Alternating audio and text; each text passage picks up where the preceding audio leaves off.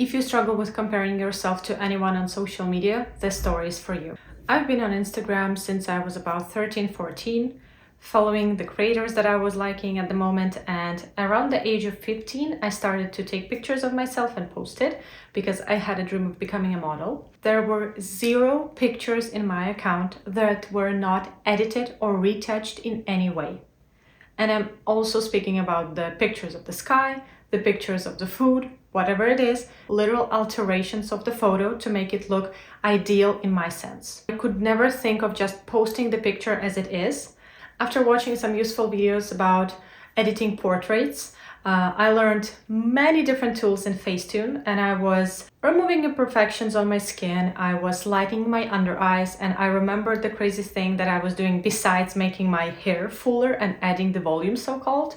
I was whitening the whites of my eyes to make sure that it pops out, stands out. At the same time, I was not seeing the small alterations in other people's pictures. I was just seeing the photo as it is, and I genuinely thought that that's how the person looks in real life 24/7, every single day. And the worst part is that with time, I started to delete the original raw pictures from my phone gallery and replacing it with only the edited perfect version of myself that I ended up posting on Instagram or just not posting.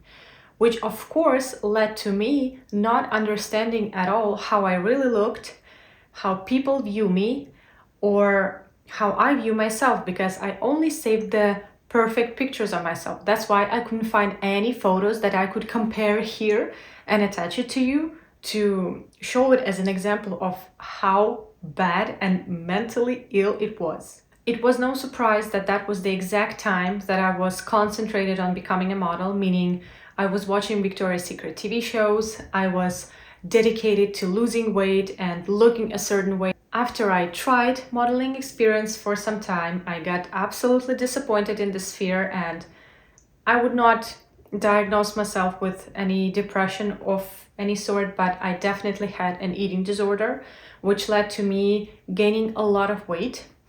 And the problem is that was actually the time that I was very active on my Instagram and I was posting very often. And of course, I did not like the way I looked in the picture. I thought that there was something wrong with my modeling skills.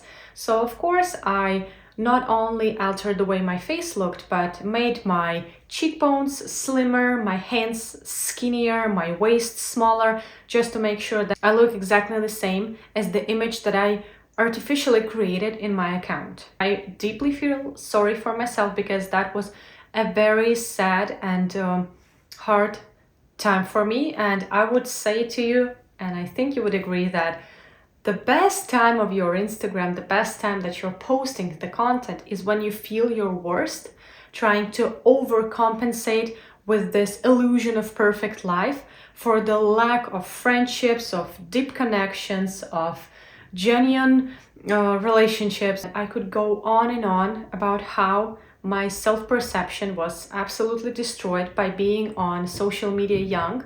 It is something that I'm healing from until this day. Still, the same question pops up in some of my therapy sessions.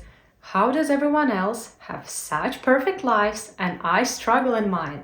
What is useful and what I've learned from my therapist is understanding that when you see someone's pretty selfie, you do not think of, oh, what exactly they ate today, what are their relationships with their relatives or their family or their friends?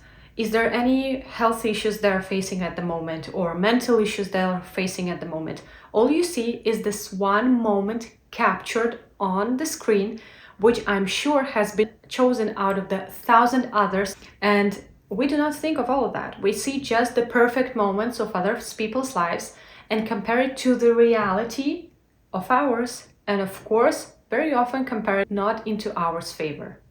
I'm sure I'm not the only person feeling this, that the things you see online are just a small little part of someone else's experience, of this whole human experience, because just for filming this video, I had to put on a camera, some artificial light, because in my country, at the moment where I'm living, it is very dark in the winter and it's hard to create a warm and cozy picture for you to absorb the content better. So even this is just a setup where I'm trying to sincerely and honestly express my thoughts, and it's just not my whole day, not my whole month, and not my whole year. So I hope this is just a small reminder for you to appreciate your life, the reality of it, not feeling the need to share it with anyone else and get anyone's validation, whether it's perfect, ideal, trendy. Thank you for watching. I'll see you in my next video, and I appreciate your time. Bye.